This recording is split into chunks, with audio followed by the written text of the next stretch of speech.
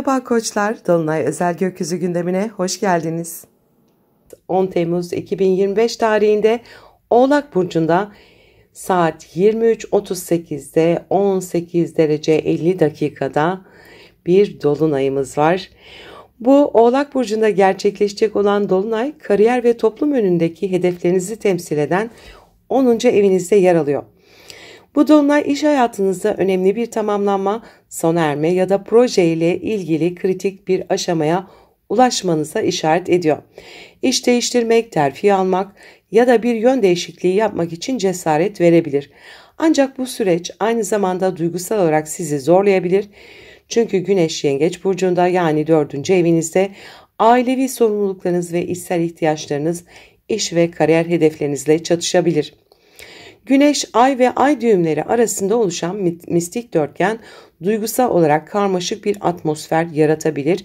Kendinizi yönsüz, kararsız ya da belirsiz bir durumda hissedebilirsiniz. Bu dolunay önemli kararlar almanızı gerektiriyor ve duygusal baskı altında kalabilirsiniz. Ancak unutmayın, bu süreç aynı zamanda ruhsal bir gelişime de işaret ediyor. İçsel dengeyi bulduğunuzda evrensel yönlendirmenin gücünü hissedebileceksiniz. Satürn ve Neptün burcunuzda kişisel kimliğinizi ve özgürlüğünüzü yeniden tanımlamanıza yardımcı oluyor. Uranüs'ün İkizler Burcu'ndaki konumu da maddi durumunuz ve gelir kaynaklarınızla ilgili önemli değişiklikler getirebilir. Bu süreçte finansal olarak yeni yollar keşfedebilir, gelir elde etmek için daha yenilikçi farklı yöntemlere yönelebilirsiniz. Uranüs'ün Plüton'la yaptığı uyumlu açıda toplumsal bağlarınızı güçlendirebilir ve sizi daha geniş bir çevreyle tanıştırabilir. Mars'ın Başak Burcu'ndaki konumu ise gündelik işlerinize ve çalışma ortamınıza ekstra enerji katacak. Akrep Burcu'ndaki Lilith ile yaptığı uyumlu açı gizli güç dinamiklerini çözme yeteneğinizi arttırabilir. Bu dönemde içsel gücünüzün farkına varabilirsiniz.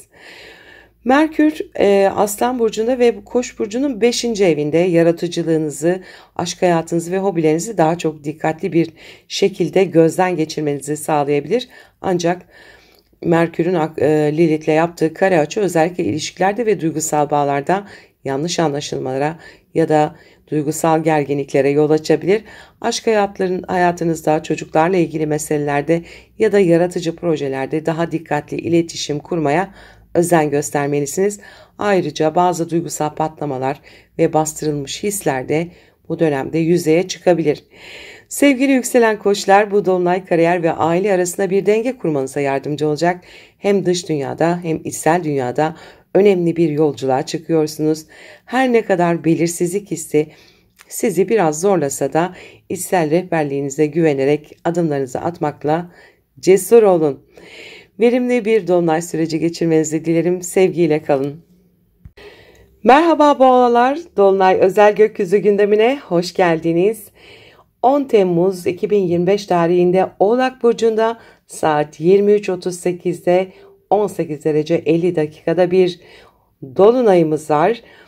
Bu 10 Temmuz'daki Oğlak Burcu'ndaki dolunay sizin için 9. evinizde meydana geliyor. Bu ev inançlar, hayat felsefesi, yüksek öğrenim, hukuki süreçler ve yurt dışılı bağlantılı konuları yönetir. Dolunayla birlikte bu alanlarda bir sonuç alma, netleşme ya da duygusal bir yüzleşme yaşayabilirsiniz. Özellikle uzun zamandır sürüncemede kalan akademik, hukuki ya da seyahat planlarınız varsa artık karar aşamasına gelmiş olabilirsiniz.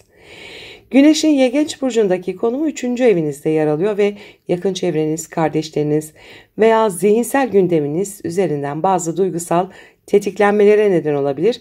Kimi boğalar için bu dolunay eğitimle ilgili önemli kararlar, kardeşlerle ilgili netleşmeler ya da taşınma temalarını gündeme getirebilir. Zihin, inanç çatışması yaşanabilir. Duyduklarınızla inandıklarınız arasında bir denge kurmanız gerekecek. Dolunay sırasında Güneş, Ay ve Ay düğümleri arasında mistik bir dörtgen oluşuyor. Bu biraz kararsızlık, yönsüzlük ve bir içsel arayış yaratabilir. Belki bir yol ayrımında olduğunu hissediyorsunuz. İşte bu ruhsal büyümenin tam da başladığı noktadır. Ne tarafa döneceğinizi bilmeseniz bile kalbinizle uyumlu hareket ettiğiniz sürece yol önünüzde açılacaktır. 12. evinizdeki Satürn-Neptün kavuşumu ruhsal bir kapanma ve bilinçaltı temizlik sürecini başlattı. Artık kontrol edemediğiniz alışkanlıklar, korkular ya da bastırdığınız duygularla yüzleşiyorsunuz. Bu evrede yalnızlık korkutmamalı çünkü içe dönmek size güçlü bir ruhsal yapıya kavuşturabilir. Uranüs artık burcunuzda değil ikizler burcuna geçmiş durumda ve sizin ikinci evinizde. Bu durum maddi alanda köklü değişimleri tetiklemeye başlıyor. Gelir kaynaklarınız, harcama biçimleriniz, değer yargılarınız bu dolunayla birlikte yeniden şekillenmeye başlayabilir. Para kazanma yöntemlerinizde ani değişiklikler, farklı dijital ya da teknolojik alanlara yönelmeler mümkün. Uranüs'ün Plüton'la yaptığı destekleyici açılar bu dönüşümün sizi daha güçlü ve bağımsız bir ekonomik yapıya taşıyacağını gösteriyor. Mars'ın 5. evinizdeki hareketi aşk hayatınızda tutku ve hareketliliği artırıyor. Akrep burcundaki Lilith'le yaptığı uyumlu açı sayesinde duygularınız derinleşebilir ama aynı zamanda güç savaşlarına da açık olabilirsiniz. Yaratıcı projelerde büyük bir enerji artışı da yaşanabilir. Merkür'ün konumu ve Lilith'le yaptığı kare açı ise aile içi konuşmaların daha kırıcı olabileceğine işaret ediyor. Geçmişte bastırılan bazı duygular şimdi aniden patlayabilir. Bu yüzden iletişimde yumuşak ve dikkatli olmanız gereken bir dönemdesiniz. Sevgili yükselen boğalar, bu dolunay sizi hem zihinsel hem ruhsal olarak büyütüyor. Artık geçmişin kalıplarını bırakıp inançlarınızı yeniden inşa etme vakti. Para, değerler, iç huzur ve inanç sisteminiz arasında yeni bir denge kuruyorsunuz. Cesur olun çünkü bu dönüşüm sizi çok daha özgür bir geleceğe taşıyacak. Verimli bir dolunay süreci geçirmenizi dilerim. Sevgiyle kalın. Merhaba ikizler, Dolunay özel gökyüzü gündemine hoş geldiniz. 10 Temmuz 2025 tarihinde Oğlak Burcu'nda 18 derece 50 dakikada saat 23.38'de bir dolunayımız var. Bu 10 Temmuz'da gerçekleşecek olan dolunay sizin 8. evinize meydana geliyor. Bu ev maddi paylaşımlar, miraslar, borç alacak dengesi, psikolojik dönüşüm ve krizlerle ilgilidir. Dolunayla birlikte finansal bir hesaplaşma ya da duygusal bir yüzleşme sizi bekliyor olabilir. Bir borcun kapanması, bir ödeme süreci, kredi, eşin parası gibi ya da duygusal anlamda sizi etkileyen bir sürecin tamamlanması gündeme gelebilir. Bu dolunay sırasında Güneş Yengeç burcunda ve sizin ikinci evinizde yer alıyor. Yani kendi geliriniz, özdeğer duygunuz ve güvenlik ihtiyacınız öne çıkıyor. Benim kaynaklarım ile başkalarının kaynakları arasında bir denge kurmak zorunda kalabilirsiniz. Bu dönemde kazançlarınızla ilgili önemli farkındalıklar yaşanabilir ve kendi değerinizin daha çok farkına varabilirsiniz. Bu dolunay sizin para hattınızda oluyor. Dolunay haritasında Güneş, Ay ve Ay düğümleri arasında mistik bir dörtgen var. Bu duygusal olarak yön bulmayı zorlaştıran kararsızlık ve içsel sorgulamalarla dolu bir enerji yaratıyor. Ruhsal olarak derin bir arayışta olabilirsiniz. Geçmişte sizi bağlayan temalardan özgürleşme arzusu artarken geleceğe yönelik net bir yön belirlemek kolay olmayabilir. Ancak unutmayın, bu yönsüzlük hali sizin için yeni bir ruhsal ve finansal yapılanmanın zeminini hazırlıyor. Gelen değişiklikler tamamen kadersel yani. Koç burcundaki Satürn-Neptün kavuşumu 11. evinizde. Bu alan sosyal çevreniz, arkadaş gruplarınız ve geleceğe dair umutlarınızla ilgili gelecek planlarınızı daha ciddi ve gerçekçi bir şekilde yeniden yapılandırmak isteyebilirsiniz. Kimlerle yola devam edeceğiniz ya da sosyal çevrenizin sizi ne kadar yansıttığı artık çok daha önemli hale gelecek. Uranüs ikizler burcunda, sizin burcunuzda, sizin için çok önemli çünkü artık kişisel devrimler yapma zamanı. Uranüs sizin 1. evinizde ve dış görünümünüzde, hayat yaklaşımınızda ve kimlik tanımınızda ani ve güçlü değişimlerin kapıda olduğunu gösteriyor. Bu dolunay bu değişimi daha çok iç dünyanıza tetikliyor olabilir ama etkileri kısa sürede dışarıya da yansıyacak. Plüton'la olan uyumlu açı dönüşümün güçlü ve köklü olacağını gösteriyor. Başak Burcu'ndaki Mars 4. evinizde, Akrep Burcu'ndaki Lilith'le yaptığı uyumlu açı sayesinde ev, aile ve köklerle ilgili konularda cesur ve güçlü adımlar atabilirsiniz. Ev içinde bir düzen kurmak ya da aile bireyleriyle yüzleşmek bu dönemin ruhsal temizliğini destekleyebilir. Merkür ise Aslan Burcu'nda, bu dolunay esnasında 3. evinizde. Düşünceleriniz çok daha yaratıcı, özgüvenli ama zaman zaman da sert olabilir. Lilith'in 6. evinizdeki yerleşimiyle yaptığı kare açı özellikle iş ortamında ya da günlük yaşamda kullandığınız dilin yanlış anlaşılmasına neden olabilir. Küçük krizler büyük sorunlara dönüşmeden önce iletişimde dikkatli olmanız önemli. Sevgili yükselen ikizler, bu dolunay sizin hem maddi hem manevi anlamda dönüşmenizi istiyor. Artık yalnızca yüzeyde kalmak değil, derinleşmek zamanı. İçsel korkularınızla yüzleştiğinizde çok daha güçlü ve bağımsız bir benliğe kavuşacaksınız. Cesaretle ilerleyin. Verimli bir dolunay süreci geçirmenizi dilerim. Sevgiyle kalın. Merhaba yengeçler, Dolunay özel gökyüzü gündemine hoş geldiniz. 10 Temmuz 2025 tarihinde Oğlak Burcu'nda 18 derece 50 dakikada ve saat 23.38'de bir dolunayımız var. 10 Temmuz'daki bu Oğlak Burcu'ndaki gerçekleşecek dolunay sizin 7. evinizde, yani ikili ilişkiler, evlilik, ortaklıklar ve açık düşmanlıklar alanınızda meydana geliyor. Bu dolunay bir ilişkinin ya da ortaklığın sona erişini, yeni bir boyuta geçişini ya da bir netleşmeyi beraberinde getirebilir. Hayatınızda önemli bir kişiyle yüzleşme yaşanabilir, ilişkinizin geleceği hakkında kesin bir karara varabilirsiniz. Bazılarınız için evlilik ya da ortaklık teklifi de gündeme gelebilir. Dolunay sırasında Güneş 1. evinizde, bu da sizi oldukça duygusal, hassas ve tepkisel bir hale getirebilir. Kendi ihtiyaçlarınızla karşınızdaki kişinin beklentileri arasında bir denge kurmanız gerekebilir. Güneşin size güç vermesiyle birlikte ben ne istiyorum sorusu bu dönemde sizin için oldukça belirleyici olacak. Güneş, ay ve ay düğümleri arasında oluşan mistik dörtgen ilişkilerinizde yön bulmakta zorlanabileceğinizi gösteriyor. Hem de çok kadersel bir etki aldığınızdan bahsediyor. Hem kalbinizin hem de ruhsal yolculuğunuzun sizi farklı yönlere çektiği bir dönem olabilir. Kararsızlıklar, belirsizlikler ve karmaşık duygular içinde kalsanız da bu süreç sizi daha yüksek bir bilinç düzeyine taşıyacak. Ruhsal olarak büyüyorsunuz. Satürn ve Neptün Koç burcunda kariyer alanınızda, bu toplum önündeki imajınızı, hedeflerinizi ve otorite figürleriyle olan ilişkilerinizi yeniden yapılandırmak zorunda kalabileceğinizi gösteriyor. Belki de şimdiye dek hayal ettiğiniz kariyer ideallerini gerçekçi bir zemine oturtma zamanı gelmiştir. Uranüs İkizler Burcu'nda 12. evinizde transit ediyor. Bu ev bilinç dışı kapanışlar, inzivalar ve ruhsal dünyanızla ilgili. Uranüs burada sizi geçmiş travmalardan özgürleştirmek ve bilinçaltınızdaki zincirleri kırmak için çalışıyor. Plüton'la yaptığı uyumlu açı ise bu içsel dönüşümünüzün kalıcı olacağını ve derinlemesine ruhsal şifa bulabileceğinizi gösteriyor. Mars da Başak Burcu'nda bu dolunay esnasında 3. evinizde iletişim, kardeşler, yakın çevre ve kısa yolculuklar alanında harekete geçirici bir etki yaratıyor. Akrep Burcu'ndaki Lilith'le yaptığı uyumlu açı ise yaratıcı fikirlerinizin, sezgisel zekanızın ve sözlerinizin başkaları üzerinde güçlü bir etki yaratacağını gösteriyor.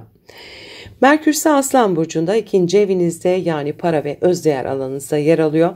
Kazançlarınızla ilgili cesur düşünceler geliştirebilir, yaratıcı fikirlerle finansal anlamda yeni fırsatlar arayabilirsiniz. Ancak Merkür'ün 5. evinizdeki Lilith'e yaptığı kare açı, riskli harcamalar, aşk ilişkilerinde ego savaşları veya çocuklarla ilgili iletişim sorunlarını gündeme taşıyabilir.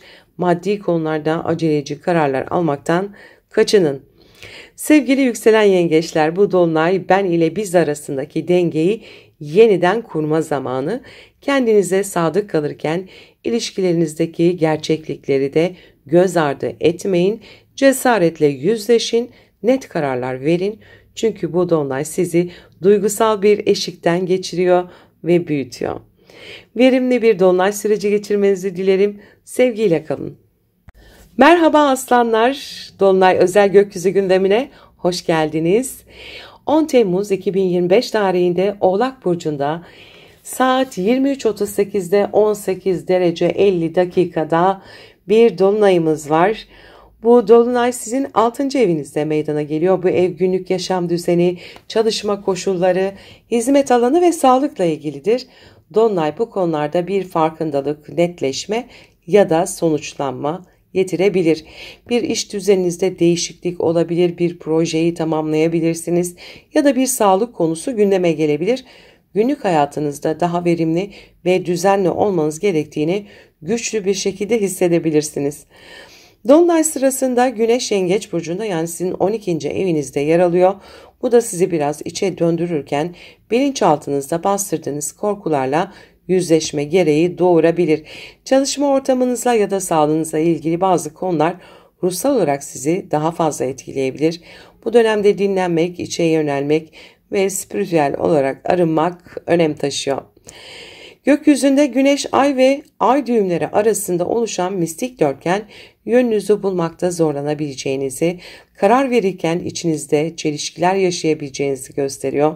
Özellikle iş-yaşam dengesi, hizmet alma-verme temaları, fiziksel sağlık ve ruhsal denge arasında kurmaya çalıştığınız denge sizi duygusal olarak zorlayabilir.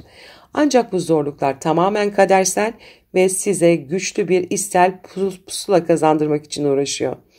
Satürn ve Neptün Koç burcunda, sizin 9. evinizde. Bu kavuşum eğitim, yolculuklar, yabancılarla ilişkiler, hukuk ve inanç sistemlerinizde yapılandırıcı bir etki yaratıyor. Hayata bakış açınızı daha idealist ama aynı zamanda da daha sorumluluk sahibi bir biçimde yeniden tanımlayabilirsiniz. Uzaklara taşınma, yurt dışıyla bağlantılı işler ya da akademik hedeflerinizde sağlam ve kalıcı adımlar atma zamanı. Uranüs ise İkizler burcunda, sosyal çevrenizde sürpriz gelişmeler olabilir. Yeni arkadaşlıklar, topluluklar ve teknolojiyle ilgili gruplar hayatınıza dahil olabilir. Uranüs'ün Plüton'la yaptığı uyumlu açı bu değişimlerin sizi güçlendireceğini ve daha etkili sosyal pozisyonlar elde etmenizi sağlayacağını gösteriyor. Mars ise Başak burcunda, 2. evinizde maddi konularda harekete geçmenizi kolaylaştırırken üretkenliğinizi de arttırabilir. Lilith'le yaptığı uyumlu açı sayesinde kendi değerinizi daha çok ortaya koyacağınız fırsatlarla karşılaşabilirsiniz. Para kazanma biçiminizi değiştirebilir. Gücünüzü kimseye vermeden sağlam bir ekonomik zemin oluşturabilirsiniz. Merkür ise Aslan burcunda dolunay esnasında, sizin kendi 1. evinizde. Kendinizi ifade etme gücünüz yüksek, sözleriniz dikkat çekiyor. Ancak Merkür'ün 4. evdeki Lilith'le yaptığı kare açı aile içi iletişimde gerginliklere yol açabilir. Ebeveynlerle ya da geçmişten gelen duygusal temalarla ilgili konuşmalarda dikkatli olmanızda fayda var. Bu dolunay hem kendi iç sesinizi hem de dış dünyadaki dengeleri duyarak ilerlemenizi istiyor. Sevgili yükselen aslanlar, bu dolunay sizi hem fiziksel hem de ruhsal anlamda arınmaya çağırıyor. Çalışma düzeninizi iyileştirmek, bedeninize kulak vermek ve ruhunuzu dinlendirmek için eşsiz bir fırsat. Kendi ritminizi bulun ve ona sadık kalın. Verimli bir dolunay süreci geçirmenizi dilerim. Sevgiyle kalın. Merhaba Başaklar, dolunay özel gökyüzü gündemine hoş geldiniz. 10 Temmuz 2025 tarihinde Oğlak burcunda saat 23.38'de 18 derece 50 dakikada bir Oğlak dolunayımız var ve bu dolunay sizin 5. evinizde parlıyor. Bu ev aşk, çocuklar, yaratıcılık, hobiler ve sahneye çıkmakla ilgilidir. Dolunay sayesinde bu temalarda bir netleşme, tamamlanma ya da görünür hale gelen duygusal bir süreç yaşayabilirsiniz. Aşka dair bir mesele sonuçlanabilir. Kalbinizin sesini daha net duyabilirsiniz. Bir flört ilişkisinin yönü değişebilir ya da çocuklarla ilgili önemli gelişmeler gündeme gelebilir. Aynı zamanda yaratıcı bir projeyi tamamlayabilir. Kendinize ortaya koyduğunuz bir alanda başarı elde edebilirsiniz.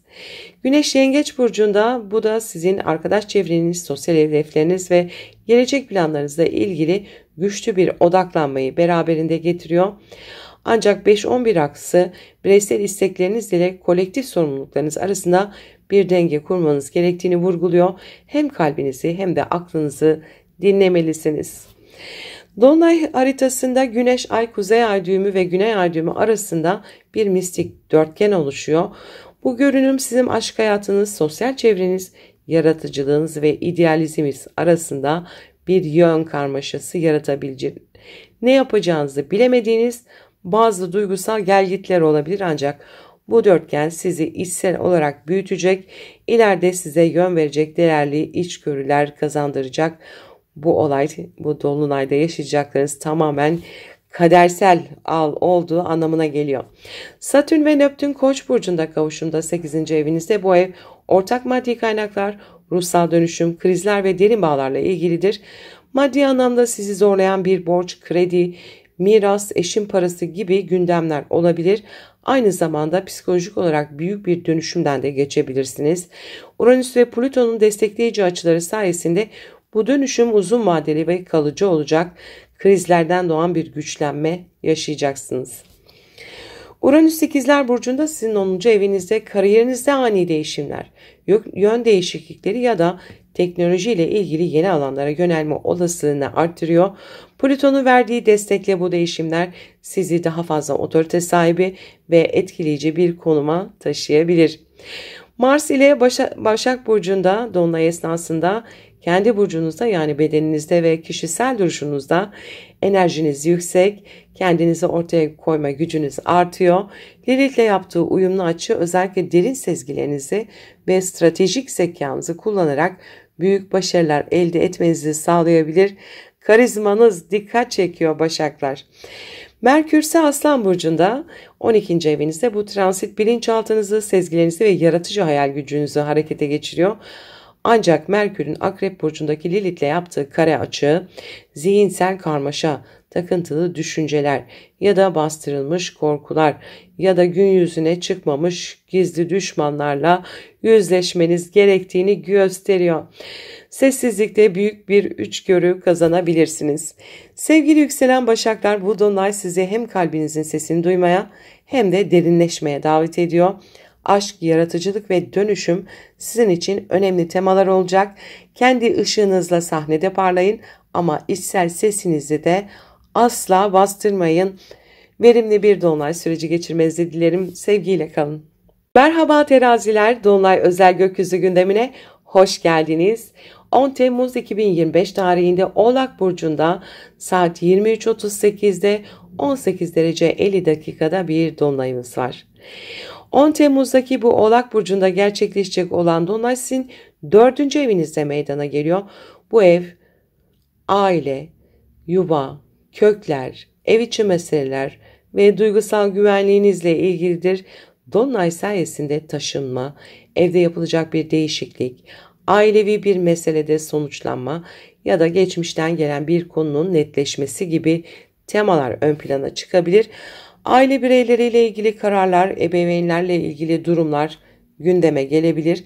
İçsel huzur ve denge arayışınız bu dönemde yoğunlaşabilir.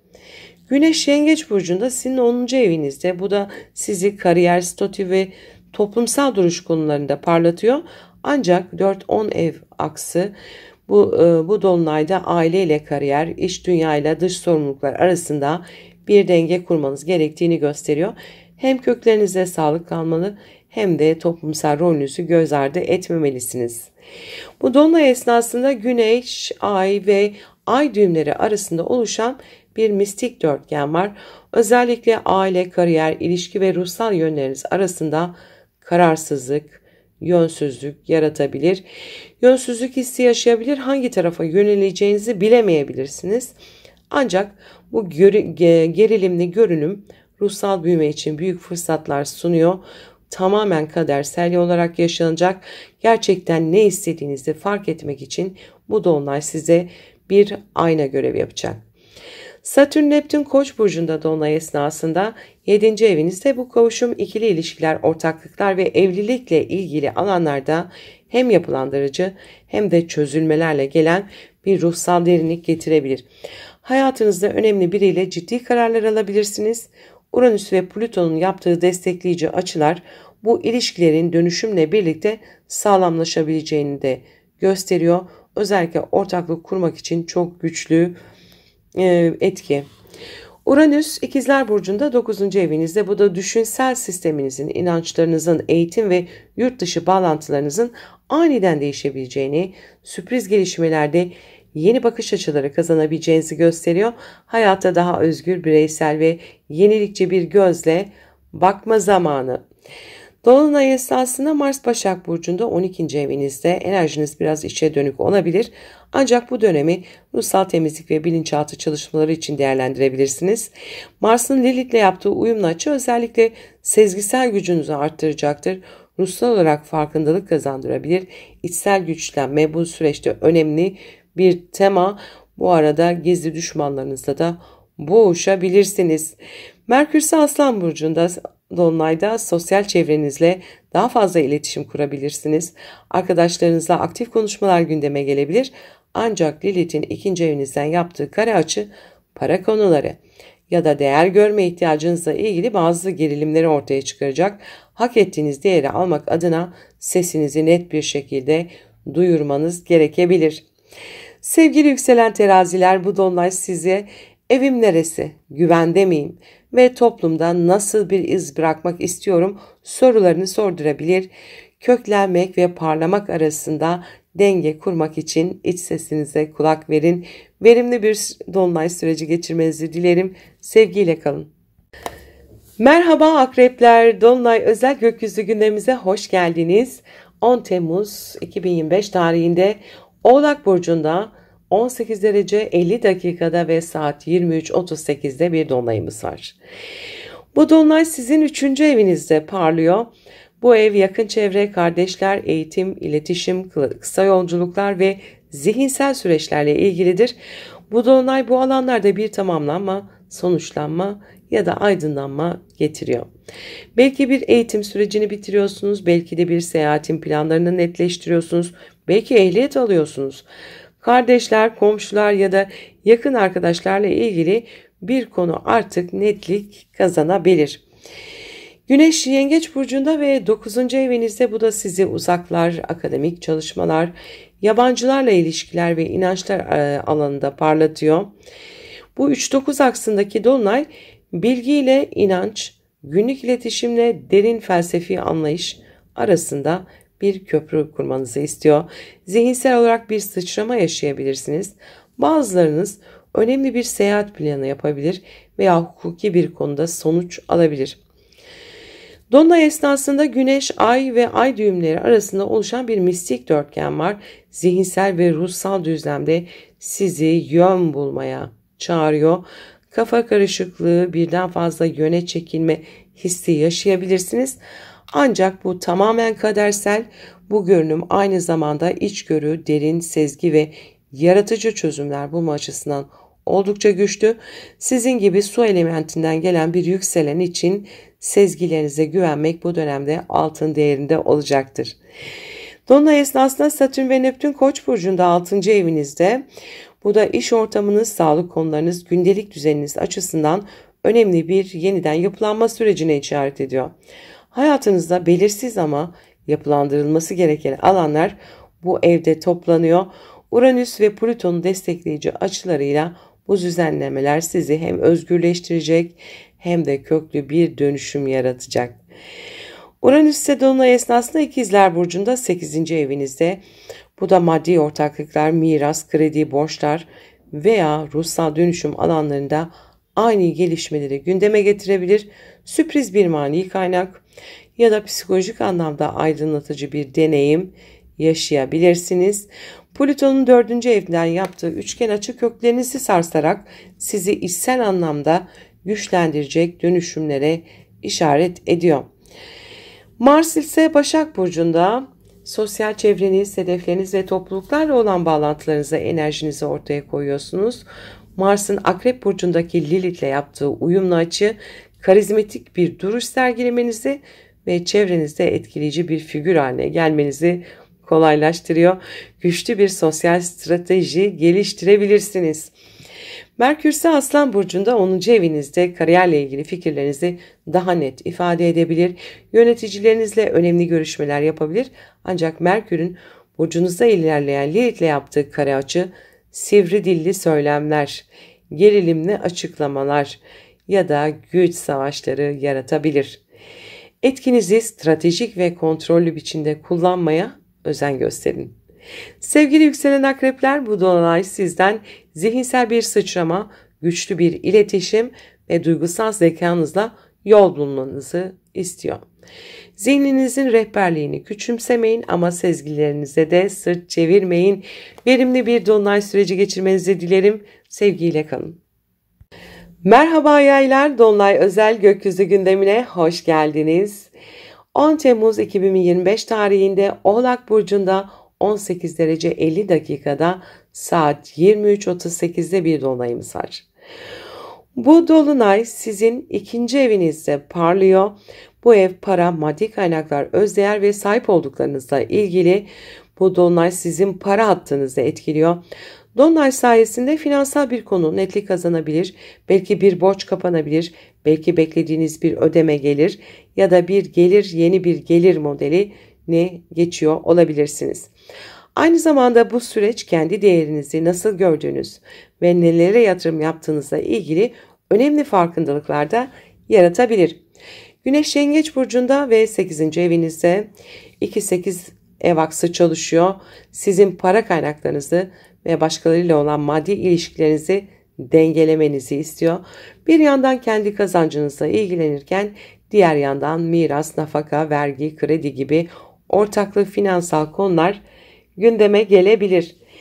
Dolunay esnasında Güneş, Ay ve Ay düğümleri arasında oluşan bir mistik dörtgen var. Parasal konularda yönsüzlük, kararsızlık ya da ruhsal çatışmalar yaratabilir. Hangi alanda risk almalı, hangi değeri bırakmalıyım gibi sorularla meşgul olabilirsiniz. Bu görünüm, sezgilerinizi dinlerseniz maddi ve manevi bir yenilenmeye kapı aralıyor. Tamamen kadersel kararlar vereceksiniz burada. Satürn ve Neptün bu dolunay esnasında Koç burcunda, sizin 5. evinizde. Bu alan çocuklar, aşk, yaratıcılık ve özgüvenle ilgili. Satürn burada size yeni sorumluluklar getirirken Neptün de hayallerinizin peşinden gitme dürtüsü veriyor. Bu iki gezegenin etkisiyle hem yaratıcı bir süreci somutlaştırabilirsiniz hem de aşkta daha derin sorumluluk getiren bir döneme geçebilirsiniz. Uranüs ve Plüton'un verdiği destekleyici açılarla yaratıcı projelerde ciddi bir ivme kazanabilirsiniz. Bu dönemde yaptığınız, başlattığınız her şey kalıcı da olabilir. Uranüs ise İkizler Burcu'nda 7. evinizde, ilişkilerde, evlilikte ve ortaklıkta ani gelişmelerden bahsediyor. Beklenmedik teklifler ya da mevcut ilişkilerde yeni bir dinamik, yeni bir ortaklık teklifi. Bu transit sizi hem özgürleştirebilir hem de şaşırtabilir. Mars Başak Burcu'nda 10. evinizde kariyer alanında hırs, mücadele ve net hedefler belirleme enerjisiyle dolusunuz. Lilith'le olan uyumlu açıda özellikle perde arkasındaki destekleri ya da sezgisel stratejileri kullanarak başarıya ulaşabileceğinizi gösteriyor. Güçlü kadın figürlerinden destek görebilirsiniz. Merkür ise Aslan Burcu'nda dolunay esnasında 9. evinizde eğitim, yayıncılık, yurt dışı bağlantılı işler ve inanç sistemleriyle ilgili haberler alabilirsiniz. Ayrıca Merkür'ün Akrep Burcu'ndaki Lilith'le yaptığı kare açı bastırılmış korkular ya da zihinsel saplantıların gün yüzüne çıkabileceğine işaret ediyor. Düşüncelerinizi daha olumlu ve akışta tutmanız zihinsel sağlığınız açısından önemli. Sevgili yükselen yaylar, bu dolunay size öz değerinizle para arasındaki ilişkiyi sorgulatıyor. Gerçekten neye değer veriyorum, neye yatırım yapıyorum ve bu bana ne kazandırıyor sorularını sorma zamanı. İçsel gücünüzü fark ettiğinizde dış dünyadaki kaynaklar da size cevap verecektir. Verimli bir dolunay süreci geçirmenizi dilerim. Sevgiyle kalın. Merhaba Oğlaklar, Dolunay özel gökyüzü gündemine hoş geldiniz. 10 Temmuz 2025 tarihinde Oğlak Burcu'nda 18 derece 50 dakikada saat 23.38'de bir dolunayımız var. Bu dolunay sizin için yılın en önemli dönüm noktalarından biri olabilir. Bu dolunay sizin 1. evinizde, yani kimliğinizde, dışa yansıyan imajınızda ve kişisel duruşunuzda güçlü bir farkındalık yaratıyor. Uzun zamandır beklettiğiniz bir karar netleşebilir. Hayatınızda önemli bir tamamlanma ya da bireysel bir adım atabilirsiniz. Duygularınız yoğun, kararlılığınız yüksek olacak. Güneş ise karşıt burcunuz olan 7. evde Yengeç Burcu'nda parlıyor. ilişkiler, evlilik, ortaklıklar ve başkalarıyla olan bağlar üzerinden kendinize ayna tutuyorsunuz. Ben ve biz dengesini kurmak bu dolunayın temel mesajı.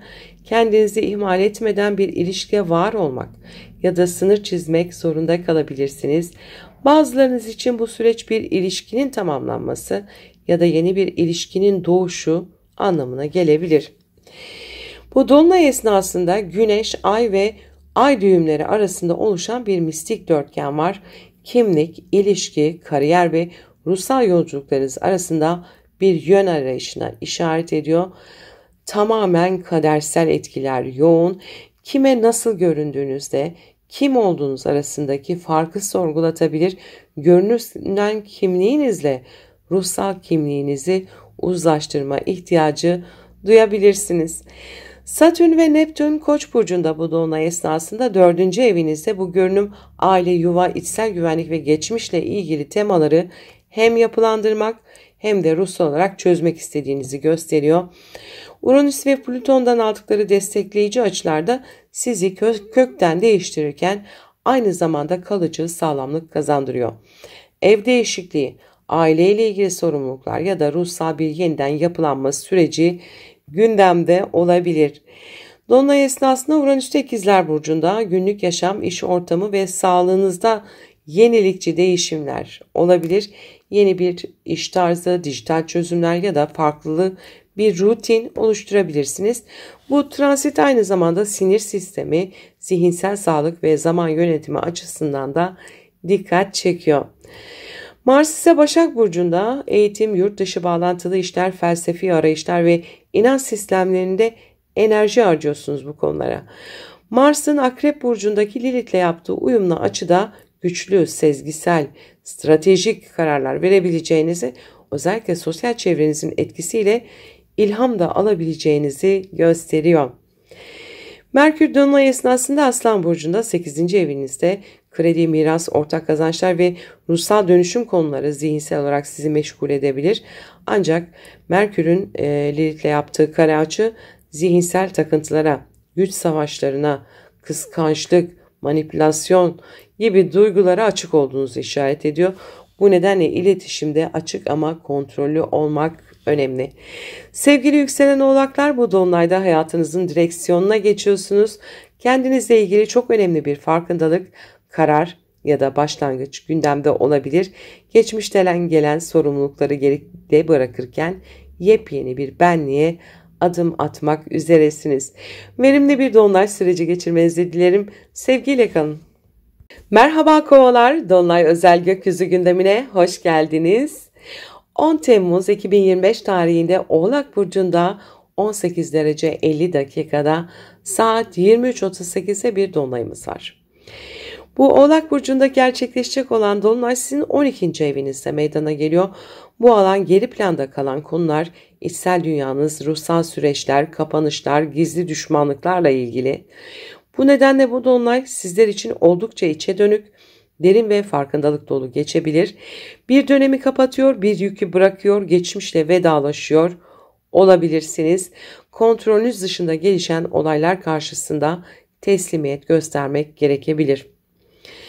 Güneş ise karşıt burcunuz olan Yengeç Burcu'nda sağlık, iş ortamı, gündelik düzen ve sorumluluklarınızla ilgili farkındalıklar kazanabilirsiniz.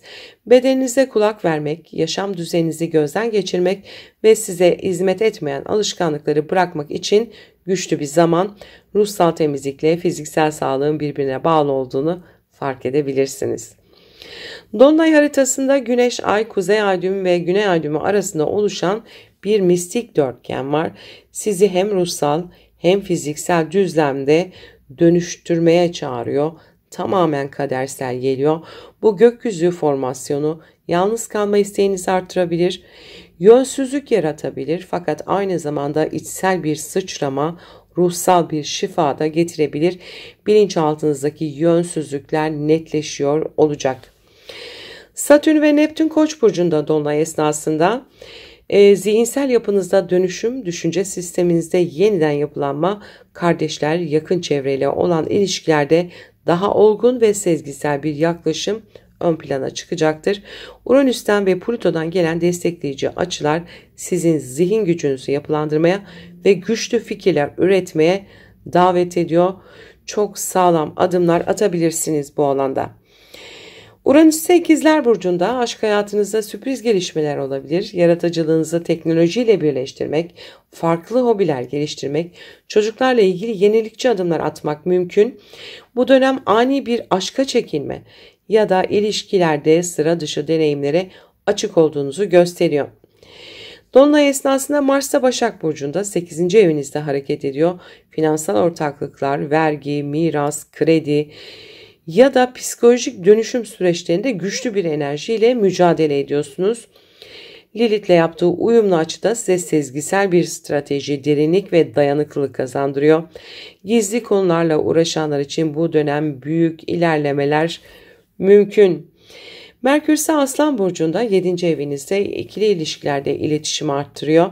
Önemli konuşmalar, sözleşmeler ya da karşılıklı fikir alışverişleri bu dönemde gündemde olabilir ancak Merkür'ün Akrep Burcu'ndaki Lilith'le yaptığı kare açı özellikle iş ortaklıklarında ya da evlilikte güç savaşlarına ve manipülatif ilişkilere karşı dikkatli olunması gerektiğini gösteriyor. Sevgili yükselen kovalar, bu dolunay sizin için bir içsel kapanış, bir manevi detoks gibi çalışıyor. Geri planda kalmış belki bastırılmış duygular çıkabilir. Onları bastırmak yerine dinlemek, anlamlandırmak ve özgürleştirmek size iyi gelecektir.